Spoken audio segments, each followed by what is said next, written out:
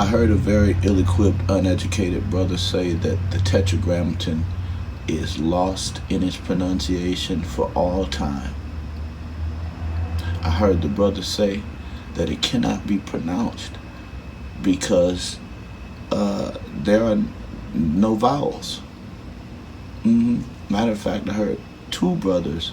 One brother said that it cannot be pronounced and it's been lost, the pronunciation of the Tetragrammaton, the audible pronunciation.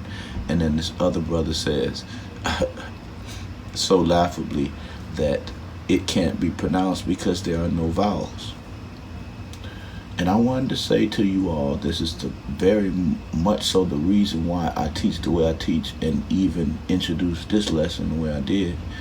Lesson 1, we talked about those things that grammarians specialize in, which is the knowledge of not only language as relates to your language, but linguistics and phonetics as relates to all languages, and how our language, the alphabet and the English language, is a great combination of many, many, many languages.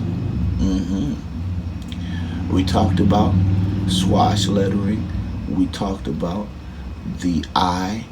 We talked about how the letter I became interchangeably used in swash lettering with the letter J that actually predated Mr. Gian Giorgino Trissimo,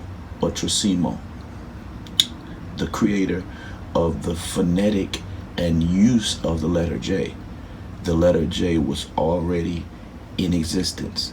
It was simply interchanged with the letter I in a specific type of writing called swash lettering, which is much like calligraphy or stenciling, or those beautiful types of letters with the swoops and the curls and the flows. Yeah, swash lettering. This is where the I and the J were taken from. The J was created because there was a need for a soft G sound. And so Mr. Gian Trissimo goes into swash lettering and snatches the letter that is interchangeable in its writing in swash lettering with an I. He takes it and assigns a phonetic soft G, as in to say the word jam or jelly or Taj, soft G. And so again, the true history of the letter I comes before the actual usage and the instituting of the letter into our modern alphabet. Again, swash lettering predated Mr. Gian Trissimo's use of the letter J and the phonetic.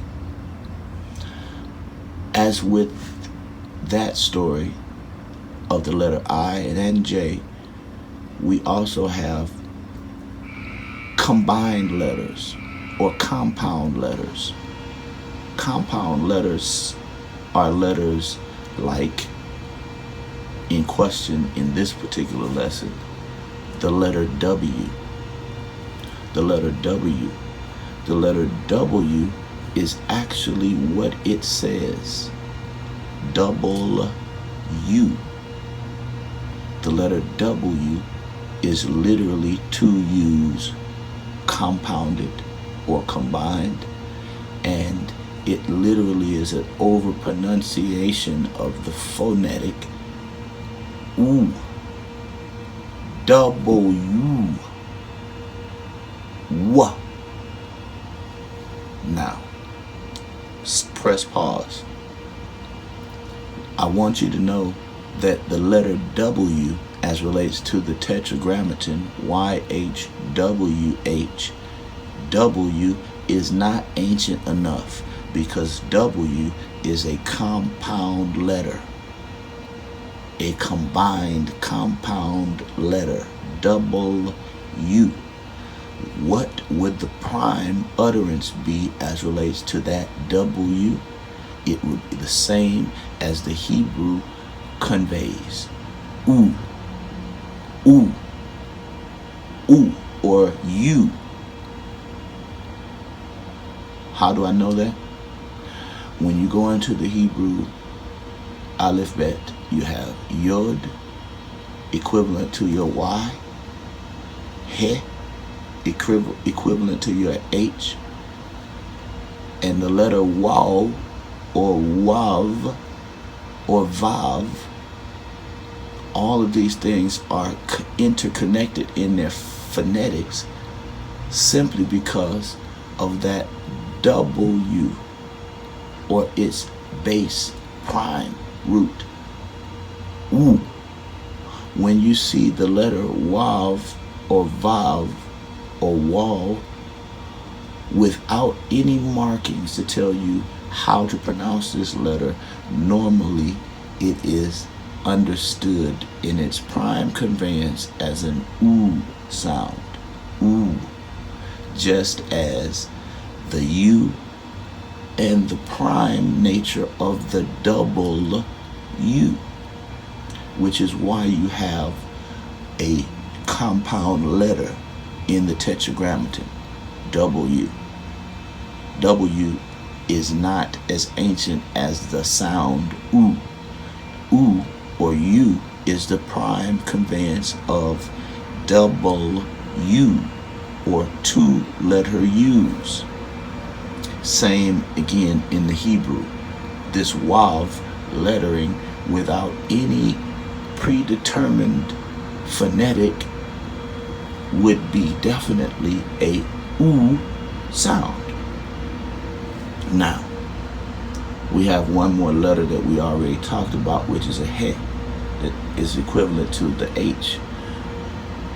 Now, with that understood, we already went over in lesson 1 as with the letter I and the letter J, and as we just touched on the W, or the compound letter W, we want to also let you know that the two-letter, how you doing, man? The two-letter sequence of Yod and He is present all throughout the Tanakh, and we already know that that has an utterance. Even David used it and told us in Psalm 68:4 to call the Father by his name, Yah. Y-H, Yod He. Even Moshe is given the name Ahiyah. Ahiyah. Yah is definitely the name of the Father as relates to the Yod and the He, but is the Wav and the He able to be pronounced? Of course it is. Wa, wa, wa. Prime oo from the W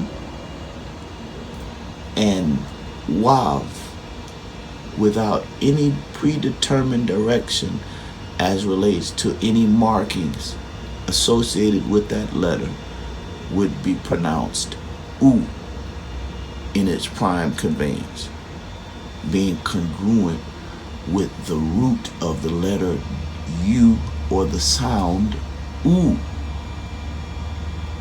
And again, we already have the pronunciation of the He. Now, when we look at it in context, we have Yahuwah. Yahuwah.